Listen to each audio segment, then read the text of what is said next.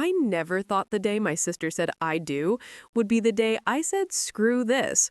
But when the seating chart exiled me to a folding chair outside the ballroom, parked right next to industrial trash bins that reeked of week-old lobster bisque and broken dreams, I felt something inside me snap like a champagne flute under a Louboutin heel.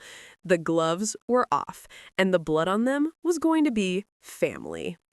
My name's Harper Quinn, 28, the black sheep in a lineage that bleeds old money and, even older, grudges. Our Hamptons estate could host a small country, complete with helipad, infinity pool, and a wine cellar Dad bragged could survive nuclear winter.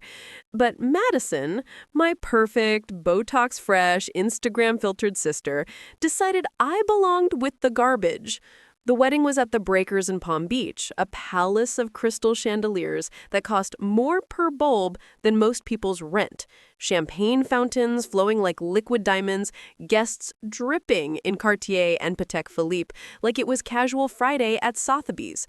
I rolled up in Dad's vintage 1960 Rolls-Royce Silver Cloud, the one he'd restored after I totaled the Porsche at 16, gift-wrapped Tiffany box riding shotgun, $28,000 worth of Baccarat crystal champagne flutes, hand-engraved with M&B in swirling calligraphy. Thoughtful, right? A peace offering wrapped in robin's egg blue? Wrong. The usher, some kid with a man bun and a clipboard, eyes glazed from too many espresso martinis, checked the list twice, lips moving like he was praying, then pointed to a scuffed folding chair in the service corridor. "Miss Quinn, your seat's right here, next to the bins." The words landed like a slap. Madison floated by in her $120,000 Vera Wang couture, veil trailing like a comet's tail, smirk sharp enough to cut glass. "Guess you don't count, Harp." Her bridesmaids, 6 hyenas in blush pink silk, fueled by Xanax and envy, tittered behind manicured hands. Heat crawled up my neck, a wildfire of humiliation and rage. I could feel every eye in the corridor, caterers pretending not to stare, valets whispering behind gloved fists. My pulse thundered in my ears, louder than the string quartet sawing the Vivaldi inside. I didn't flip the bird, not yet. I set the Tiffany box on the floor, slow, deliberate, the bow brushing the grimy tile like a final kiss, stood, and walked out without a word. He was clicking on marble like gunshots in a cathedral. Minutes later, the screaming started. But I'm getting ahead of myself. Let's rewind to why Madison hates my guts, why every milestone in our lives felt like a duel. Growing up, Mom and Dad, old-school wasps who summered in Nantucket, wintered in Aspen, and treated emotions like tax write-offs, pitted us against each other like it was the Hunger Games with trust funds. Madison got the debutante ball at the plaza, the cotillion gloves, the town and country spread. She got the trust fund that could buy a private island, the engagement to Blake Harrington, heired to a private equity empire worth 9 figures, teeth so white they needed their own zip code. I got shipped to La Rosie in Switzerland after I embarrassed the family by dating the stable hand. Javier, 19, sun-browned, hands calloused from saddles and secrets. Newsflash, he was hotter than Blake, twice as kind, and taught me how to kiss under the bleachers while Madison practiced her curtsy for princes who'd never love her. Fast forward 10 years, I'd clawed my own empire. Quinn Lux events, planning galas for tech bros and hedge fund wives who paid 7 figures to cry at my floral arches. I was good, damn good, pulling 6 figures a month before taxes. Madison still saw me as the screw-up who once puked Dom Perignon on the governor's shoes at the Met Gala after-party. So when Blake proposed on a yacht in Capri, she made it her mission to remind everyone who the real princess was and who was the frog. The wedding week was a slow-motion car crash in designer sunglasses. Rehearsal dinner at the Flagler Yacht Club, Madison air-kissing influencers with duck-lip selfies while side-eyeing me across the caviar station. "Try not to spill on the linens, Harp." Her voice dripped honey and hemlock. I smiled, sipped my martini, 3 olives, extra dirty, counted down the hours until I could ghost. Day of, I'm in my ocean view suite at the Breakers. Marble bath big enough to drown regrets, balcony overlooking turquoise that mocked my mood. I slipped into a custom emerald silk gown by Oscar de la Renta, fabric clinging to every curve I'd earned at Barry's boot camp and cryotherapy. Hair in a sleek chignon that took the stylist 2 hours and a prayer. Diamonds in my ears, the pair Dad gave me for my 21st, the ones Madison got pearls for because emeralds are too bold for a debutante. I looked like money. Felt like it too. Until the seating chart dropped like a grenade. My +1, Leo, my business partner, occasional hookup, the only person who'd seen me ugly cry after a client stiffed me for $500,000, wasn't even on the list. Family only, she cooed when I texted her from the hallway, thumbs shaking. Bullshit. Half the guest list were Instagram models Blake followed, their lips injected to cartoon proportions. I stood there, inhaling garbage fumes while the string quartet played Vivaldi inside, each note a needle in my pride. Guests streamed past, doing double takes. Harper? What the hell? That was Tessa, my cousin, tipsy on rosé and schadenfreude, her laugh like breaking glass. I just shrugged, grabbed my clutch, Hermes, Kelly, vintage, worth more than the usher's car, and left the Tiffany box like a mic drop on the grimy floor. The bow fluttered as the door swung shut behind me. Outside, valets scrambled like ants under a magnifying glass.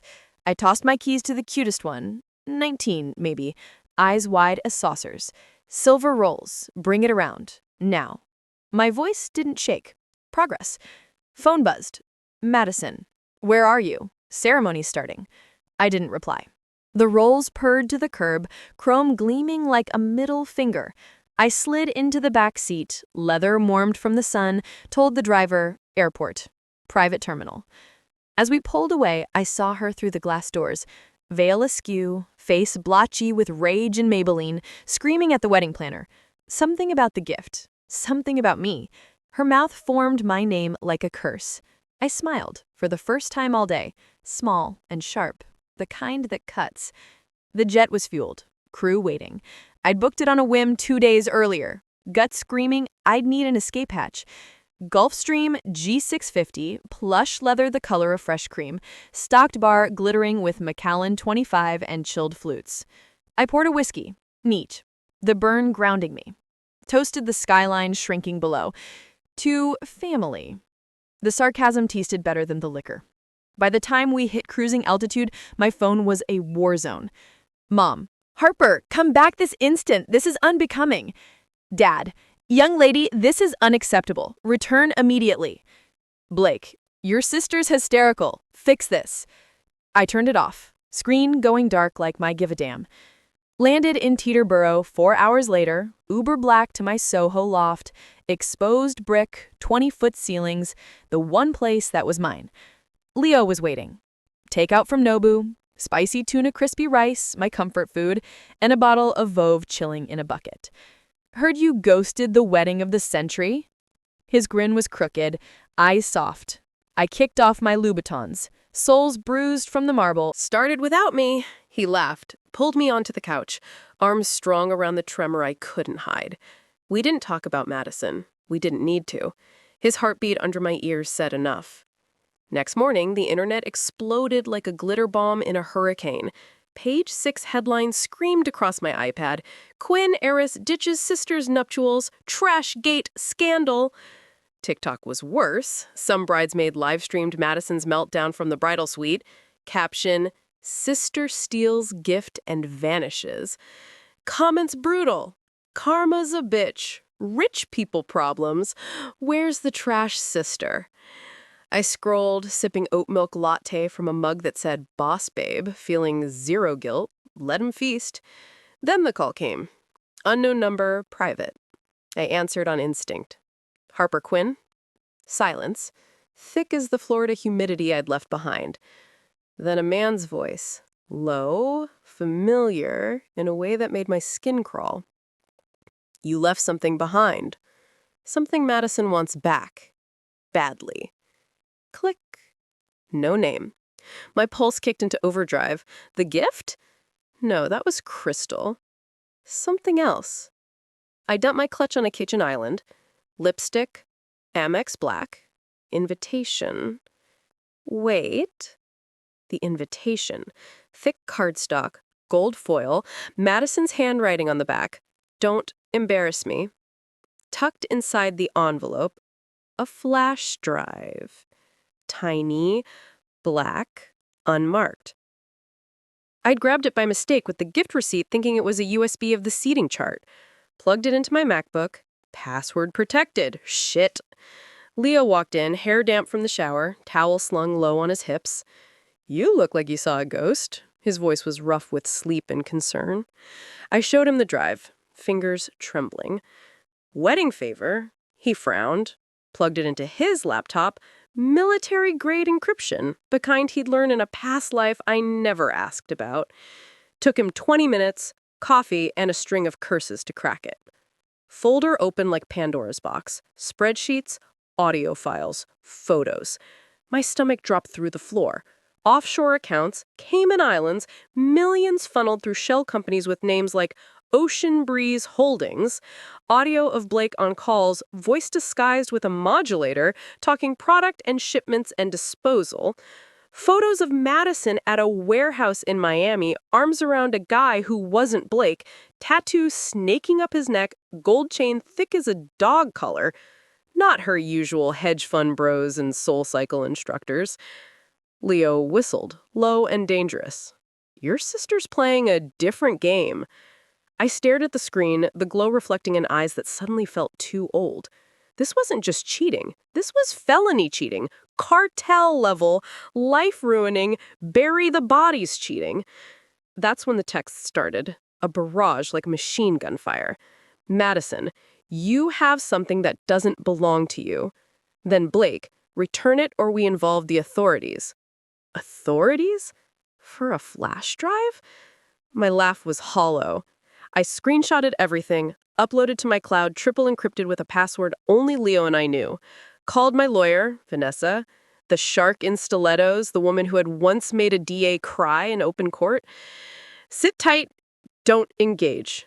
Her voice was steel. But I couldn't sit. The walls were closing in, the city suddenly too loud. I needed answers, needed to see Madison's face when I asked why. Booked a red-eye to Miami, first class, aisle seat, whiskey neat. Leo insisted on coming, grabbing his go bag without a word. "You're not doing this solo, babe." His hand on my knee during takeoff was the only thing keeping me from shattering. We landed at dawn, rented a Porsche 911, black because subtlety was dead. Drove to the warehouse address from the photos. Industrial district, chain-link fence topped with razor wire, guards with earpieces, and the dead eyes of men who'd seen too much. Not exactly bridal party vibes. We parked a block away, windows cracked, the humid air thick with diesel and desperation. Madison's white Range Rover pulled up at 0742, tires crunching gravel. She stepped out in yoga pants and oversized sunglasses, hair in a messy bun that cost $500 to look effortless. Tattoo guy met her at the door, gold chain glinting.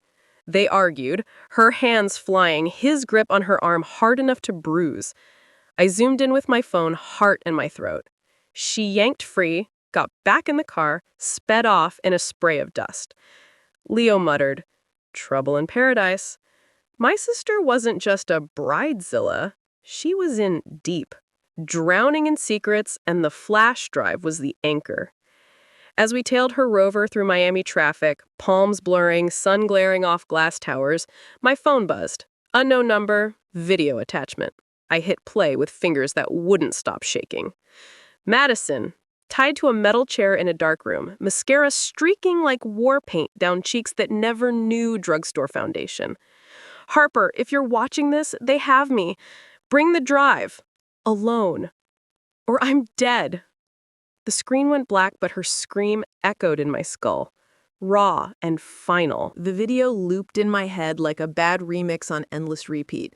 Madison's gagged mouth forming my name in silent, desperate pleas, her eyes wild with terror and something that looked disturbingly like hope. "Harper! Harper!"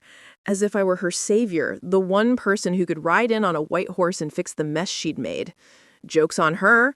I was never the hero type. I was the spare, the screw-up, the sister exiled to the hallway with the trash cans. Yet here I was, heart jackhammering in my chest, chasing her white Range Rover through South Beach traffic that crawled like a funeral procession under the relentless Florida sun. Leo floored the Porsche 911, tires screaming around corners, but the Rover vanished at a yellow light that turned red too fast, swallowed by a sea of Uber Priuses and Taurus convertibles. "She's gone rabbit!" he growled, knuckles white on the steering wheel, Jersey accent thick with frustration. I forwarded the clip to Vanessa with one trembling line. "Kidnapped. Need trace." Her reply pinged back instantly, all caps in lawyer fury. "FBI contact en route. Do not play vigilante." Too late. The word vigilante tasted like adrenaline and bad decisions, but sitting still wasn't an option. Not when Madison's scream still echoed in my skull, raw and final. We ditched the Porsche on a multi-level garage that smelled of exhaust and desperation, swapped plates with a dusty Honda Civic 2 rows over, Leo's sticky fingers from a misspent youth in Newark coming in clutch. Burner phones from a bodega on Collins Avenue, the clerk eyeing us like we were already on America's Most Wanted. Leo knew a guy. Ex-military, ran private security for rappers and Russian oligarchs who needed discretion and firepower. Name was Jax.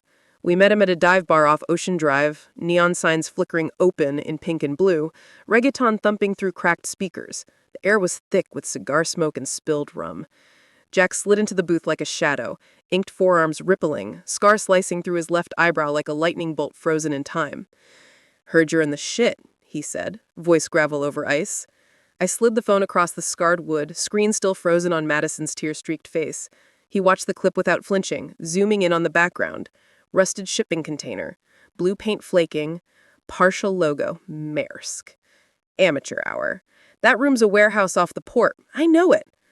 His price was 50 large, wired to a crypto wallet before the ice in his Cuba Libre melted. I didn't haggle. My Cayman account still had event bonuses from a Saudi princess's birthday bash. "Wheels up in 30, Jack said, standing. We rolled out in a blacked-out Suburban, AR-15s in the trunk like groceries, the weight of them a promise and a threat.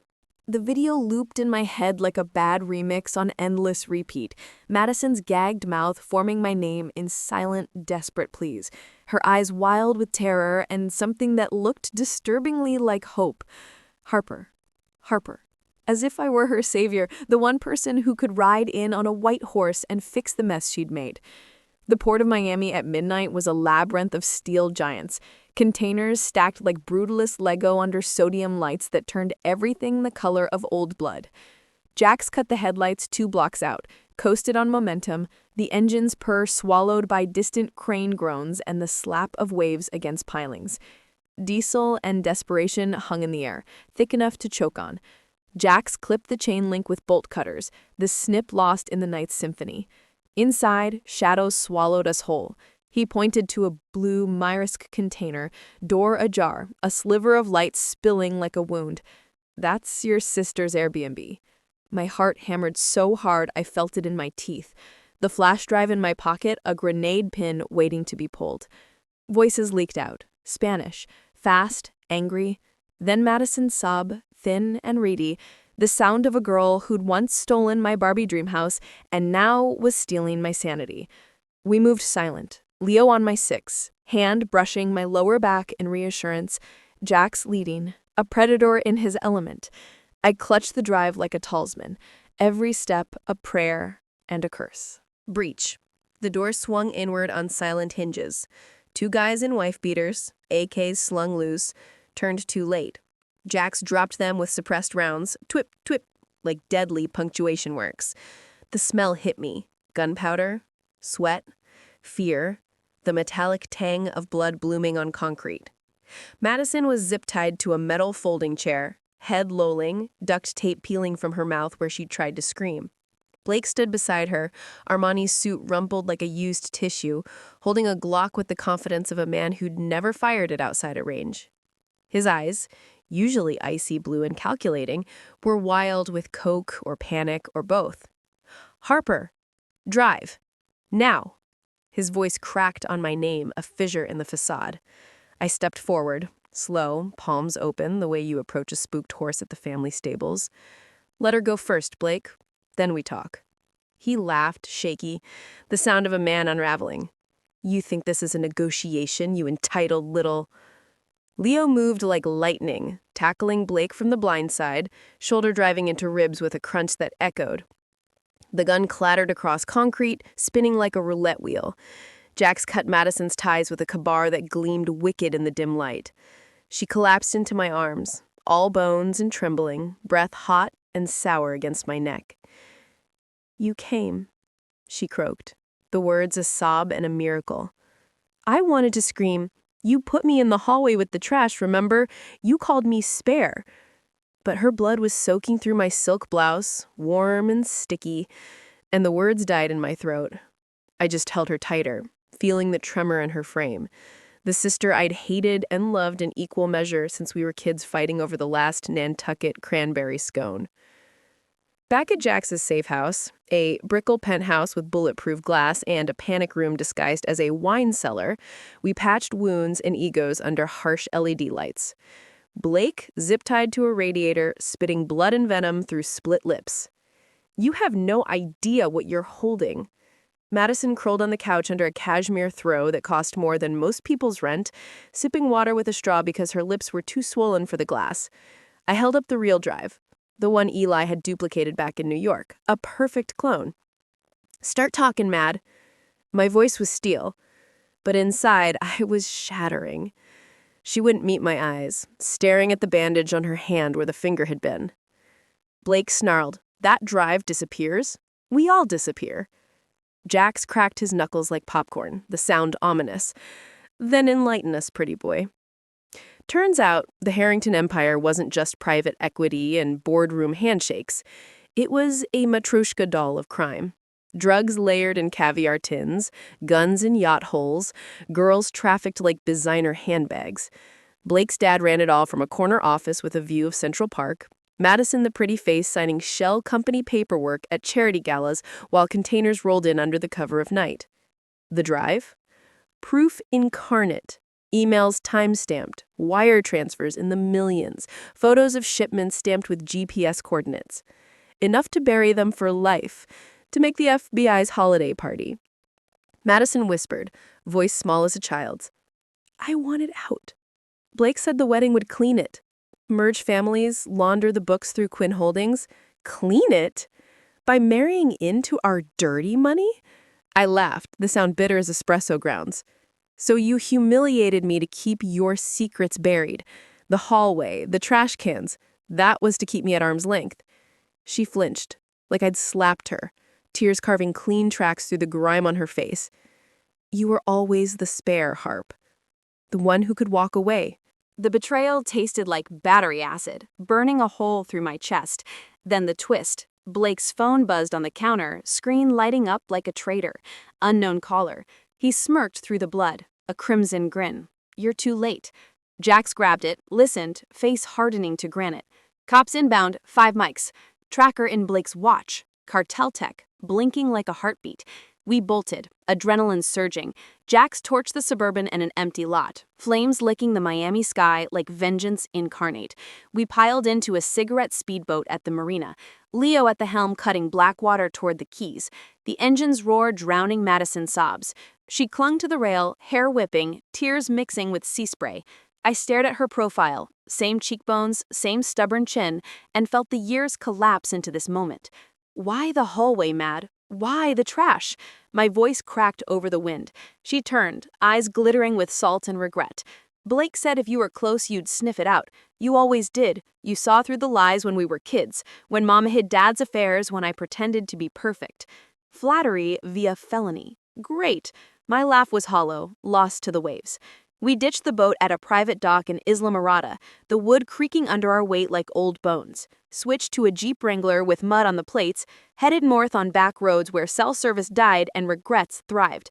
Vanessa's voice crackled over satellite phone, frantic. "FBI wants the drive. Turn it over, witness protection for both of you." Both? After the hallway, the finger, the lies?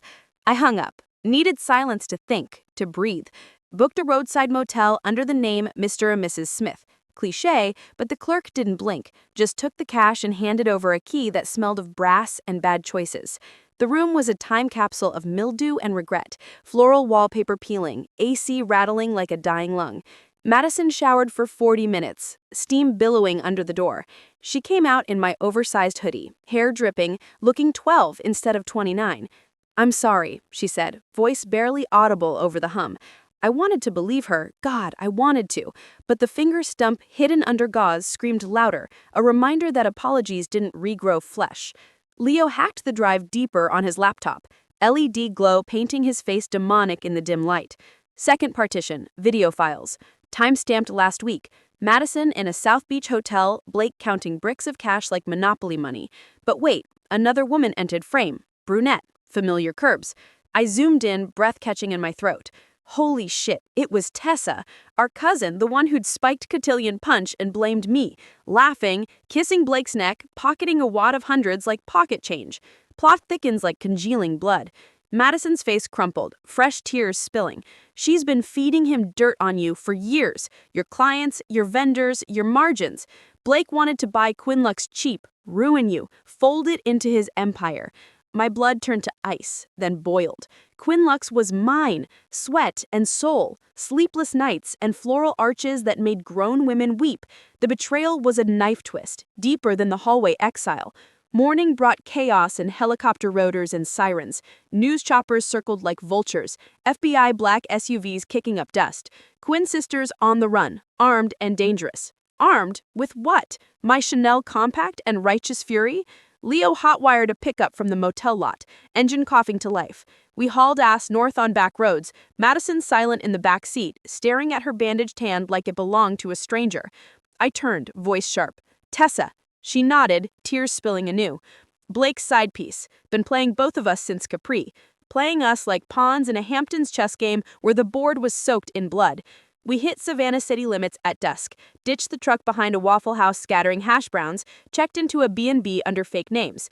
The room had floral wallpaper and a Bible in the drawer that mocked our sins. That night the storm rolled in, thunder shaking the shutters, lightning strobing the room like a disco for the damned. Madison crawled into my bed like we were kids again, hiding from nightmares. "I hated you," she whispered into the dark, "because you were free. You left. I stayed and rotted." Her confession hung heavier than the humid air. I wanted to hate her back. Instead, I held her while she cried herself to sleep, her tears soaking my collarbone. Somewhere between the thunderclaps, I realized the hallway exile wasn't the worst thing she'd done. The worst was making me believe I deserved it. My burner buzzed at 3:17 a.m. A text from Tessa, the screen glowing like a ghost. "I know where you are, cousins. Bring Madison and the drive to the Forsyth Park fountain at dawn, or the ledger goes viral and Harper takes the fall." Tick-tock. My heart was hammering so hard I thought I'd pass out. I knocked. A woman opened the door. Late 40s, dark hair streaked with silver, those same eyes. For a second, neither of us spoke. Then she whispered, "Sarah?" I didn't even remember telling her my name. It just hung there, like a note we'd both been holding for decades. I got your letter," I said. Ellen, she told me the truth." Her lips trembled. I hoped she would someday. "Why didn't you come find me?" I asked. "I tried," she said softly. "He made sure I couldn't." She invited me in. The house smelled like lavender and old books. Photos lined the walls. Landscapes, not people. "I never married," she said quietly, like she owed me that truth. "I couldn't. No one ever measured up to the peace I lost." I swallowed hard. That peace was me.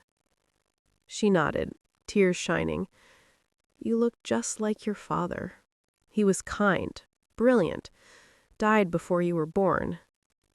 We sat for hours, piecing together the story.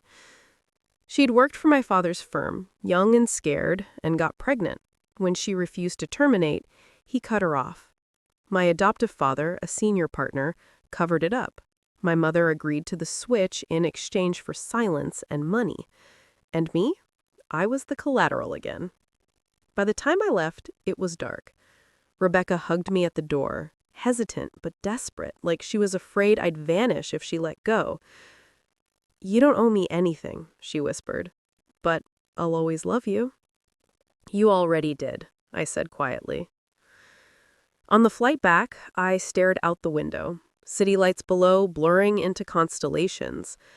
For the first time in years, I didn't feel angry, just hollow. But hollow in a way that felt like space, not loss. When I landed, Chloe was waiting in my office, pacing. "Where the hell have you been?" she demanded.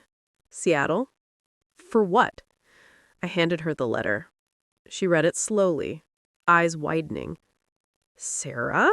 Holy crap!" "Yeah," I said. "Guess we really are sisters by choice." She hugged me without hesitation. The kind of hug that doesn't fix anything, but says, "I'm here anyway." I didn't realize how much I needed that. Weeks passed. I kept working. Deals, meetings, interviews, but something had shifted. I wasn't chasing approval anymore. I wasn't building to prove I mattered. I was building because I could. Then came the charity gala, a yearly event I'd hosted since the firm's founding, a way to flaunt philanthropy and power in one glittering night. This year's theme was rebirth. I wore black silk and diamonds, but no armor. Avery showed up, grinning.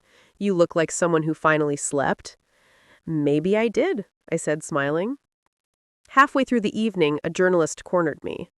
"Miss King, after everything that's happened, the DeVoe scandal, your family tragedy, what keeps you going?" I looked at her and said, "Gratitude, and the fact that no one else gets to write my ending." Applause broke out nearby as Chloe took the stage to announce a new foundation in my father's name.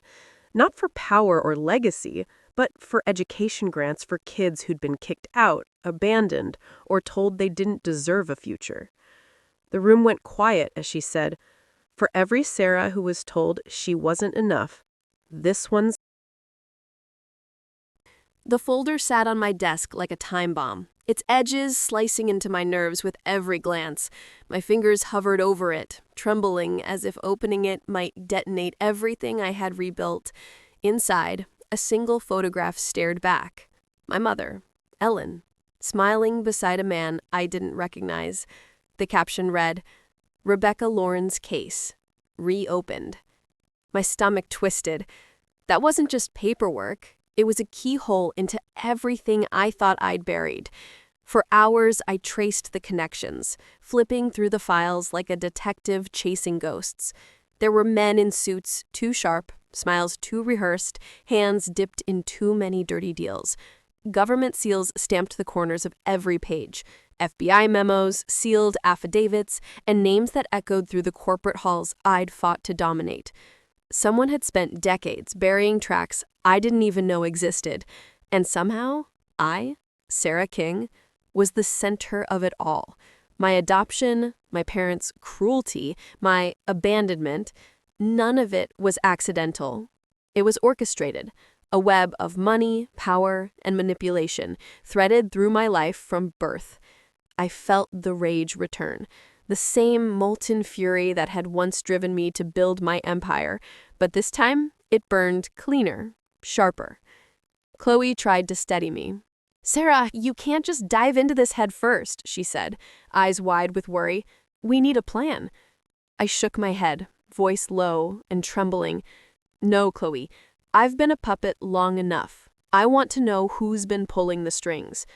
Within 24 hours, I activated every contact I trusted, lawyers, journalists, an ex-FBI investigator who owed me a favor. We pieced together the map, names, dates, transactions, bribes, and one figure stood out like a ghost wearing a crown. Mitchell Hargrove, a man with limitless wealth, political ties, and a talent for making people disappear. On paper, in life, in memory. He had orchestrated my adoption cover-up, manipulated my parents, and erased Rebecca's attempts to find me. And for years, I'd unknowingly built my career in the shadow of his empire. My first confrontation wasn't with him, though. It was with Ellen. She sat across from me in my glass office, clutching a teacup that rattled with her shaking hands. "Sarah, I didn't know how deep it went," she whispered, voice cracking. "You knew enough," I shot back. every word shaking with decades of betrayal. "You let them control me. You let them destroy me." She wept, the tears too late, too fragile. I was scared. They made me feel like I had no choice. I leaned forward, eyes locked on hers. "You always had a choice. You just didn't choose me." The silence that followed was heavier than hate. I walked out, leaving her with her ghosts. That night, I sat with Chloe in my office, the city glittering beneath us like a sea of secrets. "Mitchell Hargrove thinks he's untouchable," I said. "Let's touch him." We worked through the night, gathering evidence. Emails, wire transfers, signed directives. The trail was meticulous. Every file connected him to the falsified adoption network, political bribes, and fraud disguised as philanthropy. When the story hit national media 3 days later, it was explosive. The hidden architect of corporate adoptions, Mitchell Hargrove exposed by tech CEO Sarah King. The footage looped endlessly, my voice steady, my eyes cold, and my name now synonymous with justice and vengeance. But it wasn't enough. Hargrove still held power. So I flew to New York under an alias, walking straight into his penthouse, a palace of arrogance made of glass and gold. Security faltered when I flashed the forged credentials Chloe had arranged. And there he was, perfectly tailored, smirking like the devil's protege. "Sarah King," he said smoothly, "I was wondering when you'd finally come to thank me. After all, without me, you wouldn't exist as you do." I stepped closer, heels echoing like gunshots. "You ruined lives," I said. "You stole mine." He chuckled. "No, I curated it. You're the result of pain, privilege, and precision. You should be grateful." I took out my phone and pressed play. The recorded call of his own voice laughing as he told my parents to keep the girl out of the way. His smirk faltered. "You think that's enough to destroy me?" he snapped. "I think it's enough to start," I said, pocketing the phone. "The rest is already in motion." His empire unraveled faster than I expected. Federal indictments, frozen accounts, public outrage. For once, the monster looked small. But I didn't gloat. I just left. I wasn't that broken girl anymore. I was the reckoning. That night, Chloe and I sat in my penthouse with champagne. "You did it," she whispered. "You took down the man who built your pain." I smiled faintly. No, I reclaimed it. The city stretched before me, a skyline I'd built brick by brick from every scar they gave me. For the first time, I felt peace. Raw, real, fleeting. But peace never lasts long in my world. Because when I finally thought I had justice in my hands, a private jet touched down at my building, carrying someone from my past I never thought I'd see again. And they had secrets that could undo everything I just won. I never thought I'd see him again. The moment I opened the door, standing on my penthouse balcony, jet black hair slicked back, expensive suit cut like armor, I froze. Alex Donovan. My first love, the man I'd buried beneath years of survival, betrayal, and corporate warfare. He smirked that same dangerous grin that once made my heart stutter and said, "Sarah King, you look untouchable." I didn't answer. I just studied him, the private jet behind him gleaming against the skyline, screaming money and power. "You shouldn't be here," I said finally. "Relax," he replied, stepping closer. "I'm not here to fight. I'm here to talk." The word talk made me laugh bitterly, but I let him in anyway. He moved through my home like he still belonged in it, eyes tracing the empire I'd built from ashes. "You did it," he murmured. "Hargrove's finished. You finally got your revenge." I poured us both a drink, my voice low. "I didn't do it for revenge. I did it because they deserved it. They tried to break me. I rebuilt myself instead." His gaze softened, dangerous and familiar. "And what about you, Sarah? Who fixes you?" The question sliced deeper than I wanted to admit. Before I could answer, my phone buzzed. Unknown number. A voice I hadn't heard in months said coldly, "Sarah King, stop playing games. We know everything. about your family, your birth, your allies. If you want your victory to last, meet us at the docks, midnight. Then silence. My heart slammed against my ribs. Chloe entered, saw my face, and immediately tensed. What happened? Someone's coming for me. They know everything. Chloe didn't hesitate. Then we don't wait. We go first. Within hours, we were in motion. Black SUVs, encrypted comms, and a small arsenal of evidence that could dismantle anyone still tied to Hargrove's corruption. The night at the docks was soaked in mist, the kind that makes the world feel haunted. A single black boat waited, engine running. Alex stood beside me, a silent shadow of strength. You sure about this? I'm done being afraid. A figure stepped out of the fog, tall, sharp, eyes that had seen too much. Sarah King, finally. I've been watching you. Hargrove was never the real threat. He was a symptom. I'm the one who kept your past buried. I didn't flinch.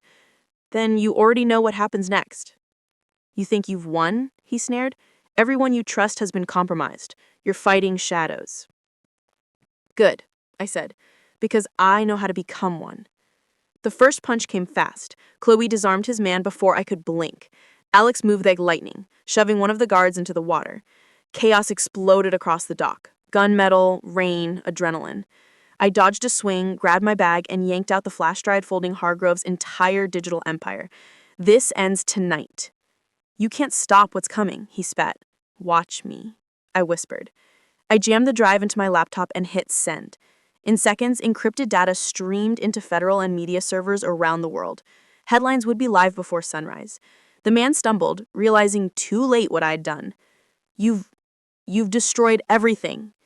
No, I said, stepping forward, soaked, shaking, unstoppable. I've exposed it. Sirens wailed in the distance. The police stormed the pier, arresting his men as Chloe pulled me aside.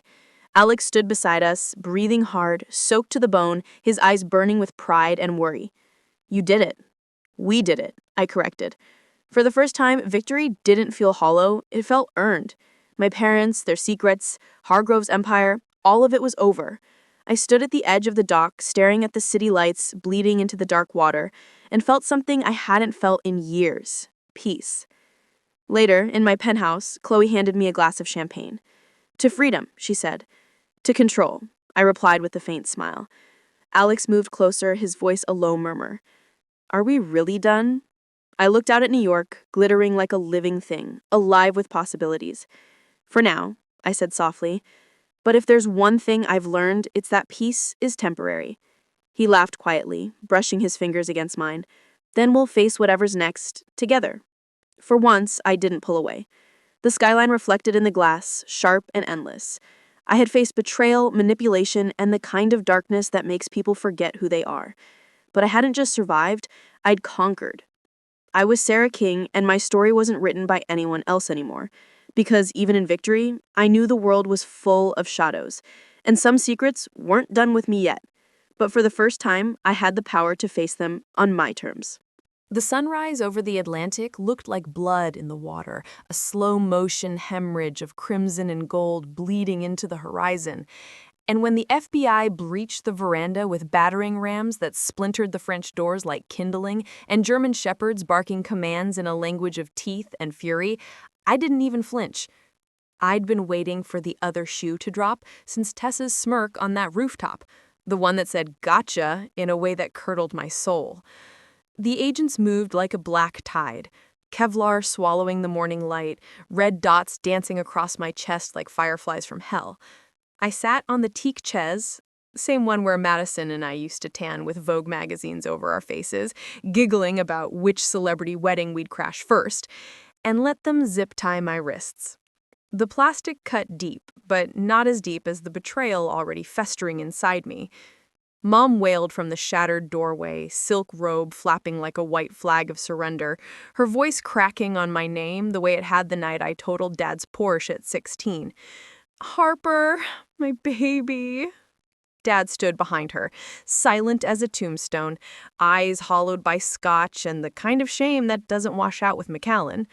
Vanessa fought through the chaos like a shark in a feeding frenzy. Blades were flapping, hair escaping its chignon in wild strands. She's the whistleblower, you idiots! Stand down!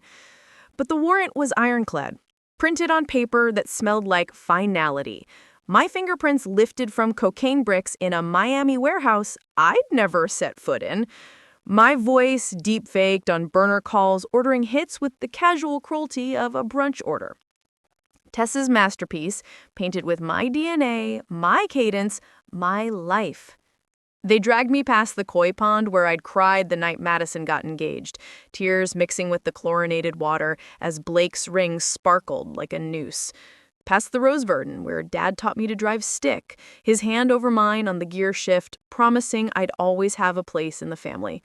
Neighbors filmed from behind manicured hedges, phones raised like periscopes. Hashtag Quinn Takedown trended before breakfast, my orange jumpsuit mugshot already memed into oblivion. County lockup smelled like bleach and broken dreams, the kind of scent that seeps into your pores and never leaves. The orange jumpsuit scratched my collarbones raw, fluorescent lights buzzing like hornets overhead. Processing took hours. Fingerprints, photos, a strip search that left me shaking with rage and humiliation. My bunkmate, Lakeisha, braids to her waist, smile missing 2 teeth, eyes sharp as switchblades, stole my honey bun, day 1. "Welcome to the big leagues, rich girl." She said it with a wink, but I laughed until I cried, the sound echoing off cinder block walls like a madwoman's hymn. Nights were the worst. Metal bunk creaking under my weight, the snores and sobs of strangers weaving a tapestry of despair. I counted ceiling cracks until they spelled liar in Morse code over and over, until the word lost meaning. Leo visited daily, glass between us fogging with our breath, his face gaunt from sleepless nights and too much coffee.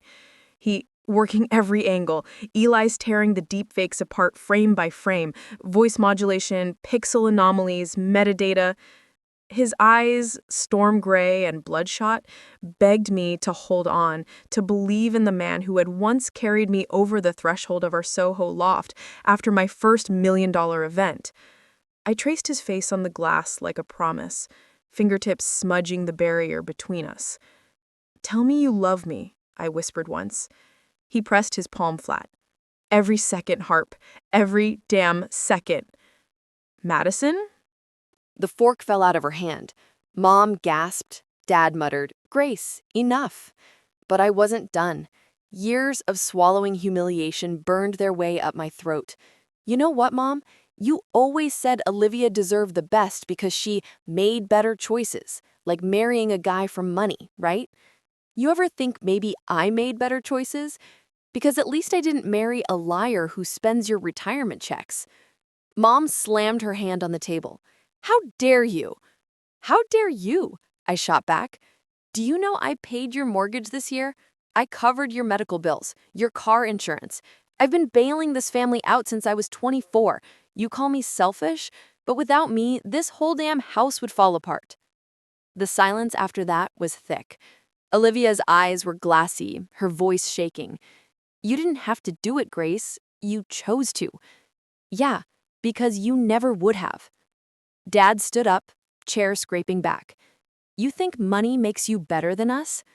"No," I said quietly, "but it sure as hell makes me free."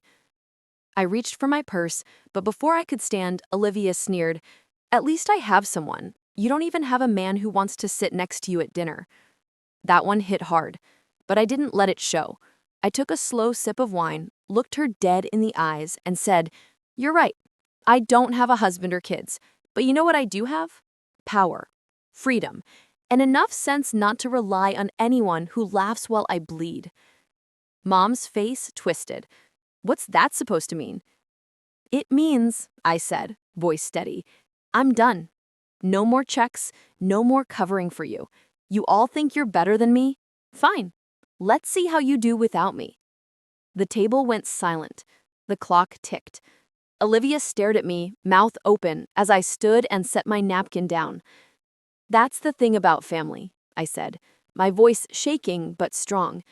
"You love them so much, you forget they can destroy you, until one day you realize you can walk away." And I did. I walked out into the freezing November night, heels clicking on the pavement, tears hot on my face. My car door slammed behind me like a final chapter closing.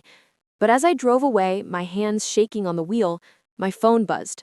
A text from an unknown number. It read, "You don't know half of what your sister's hiding." I stared at the screen, heart pounding. Who the hell? Then another message. "Meet me tomorrow, 10 a.m., corner of Madison and 5th. It's about your family." I didn't sleep that night. Every ugly laugh, every cruel word from that dinner played on a loop in my head. By dawn, I'd made my decision. I wasn't just cutting ties. I was uncovering the truth. Because if there's one thing I learned that Thanksgiving, it's that when people show you who they really are, believe them. But when they try to hide something, you dig until the whole damn ground collapses. The city looked different that morning. Colder, sharper, like it was watching me. I parked near Madison and 5th, the kind of Manhattan corner that smells like ambition and burnt espresso, and stepped out in heels that could kill a man's ego. I wasn't sure what I was walking into, but the message had me wired all night. The unknown number, the words about my sister, it didn't feel like a prank. It felt personal. Then I saw him, leaning against a black Mercedes, coffee in hand, suit perfectly tailored, Ethan Cole, my ex. The man I hadn't seen in 5 years. The man I'd once thought I'd marry. The man who vanished right before our engagement, taking a job overseas and a piece of my heart with him. I froze. "Ethan?" He gave me that half smile that used to ruin my sleep schedule. "You look good, Grace." I crossed my arms. "You're the one texting me? About your family? What the hell is this?" He handed me a folder. No small talk, no apology, just the file, manila and heavy with secrets. "I didn't know how else to reach you. You wouldn't have picked up if I called." He wasn't wrong. I flipped it open, scanning the first page, and my breath caught. Bank transfers, signatures, corporate paperwork, my name, everywhere. "What is this?" I asked, my voice barely steady. "Proof your sister's been using your company's name to funnel money." I blinked. "What?" Ethan nodded grimly. "She's been rerouting contracts under a fake shell subsidiary, Graceworks Holdings. Looks similar enough to your real company, right? But it's not yours. It's hers. Or, well, her husband's. They've been using your credit and reputation to secure million-dollar deals, and the feds are starting to sniff around." I felt my blood run cold. No, that can't." "It's real," he said softly. "I wouldn't have called you if it wasn't." I slammed the folder shut. "You expect me to believe this? After everything? You walk back into my life after 5 damn years and hand me a conspiracy theory about my sister?" He looked straight at me, eyes unreadable. "Grace, she's setting you up. You'll be the fall guy when this explodes." The words hit like gunfire. I wanted to scream. Instead, I paced, heels clicking on the wet pavement, wind cutting through my coat. Olivia. My own sister. The girl who stole my clothes, my spotlight, and now, apparently, my company. "Why are you even helping me?" I asked finally. He hesitated. "Because I made a mistake walking away, and because someone tipped me off that your sister's people were digging through your financials. They want to bury you before you can defend yourself." "Who tipped you off?" He shook his head. "Someone inside her husband's firm. I don't know who yet, but they sent that file." I stared at the folder again, feeling my stomach twist. Betrayal didn't even cover it. It was treason wrapped in family ties. I exhaled slowly. "If she's really behind this, I'll find out myself. But if you're lying..." "I'm not," he said simply. "And if you're going after her, you're gonna need me." "Need you?" I scoffed. "I don't need anyone, Ethan. Especially not the man who ghosted me for a paycheck." He didn't flinch. "Then do it your way. Just don't wait too long.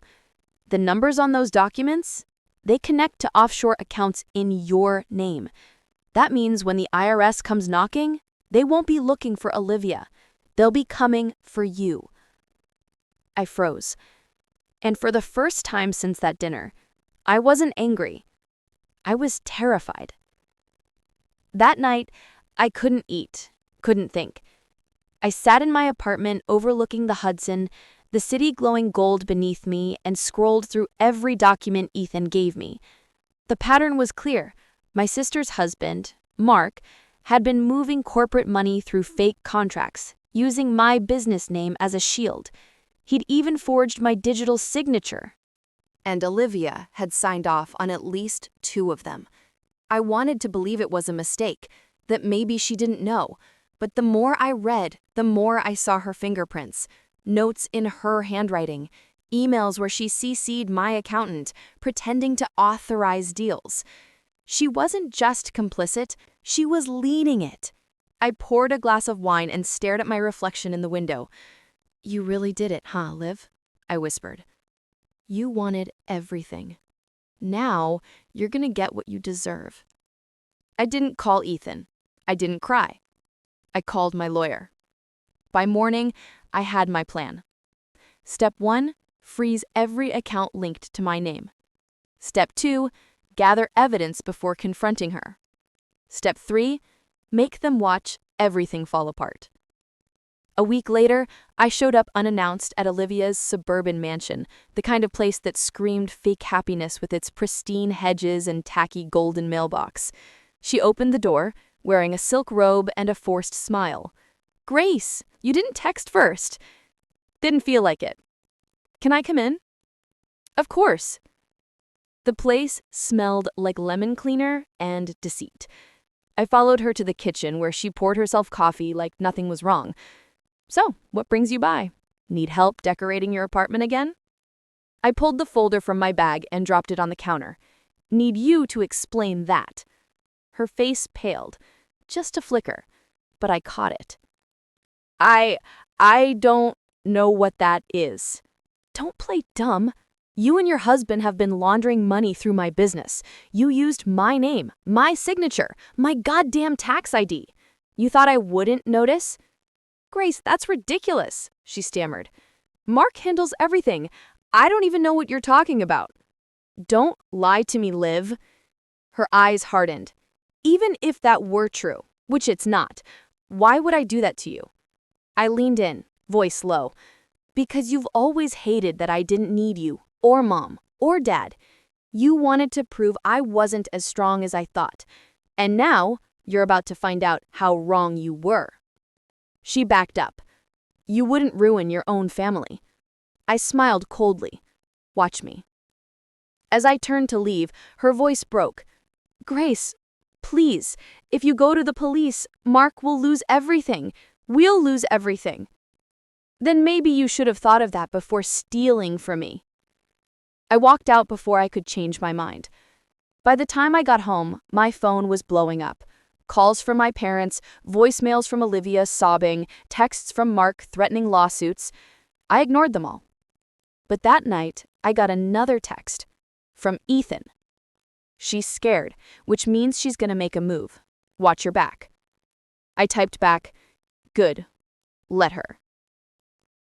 2 days later, my lawyer called. "Grace, you might want to sit down." "What now?"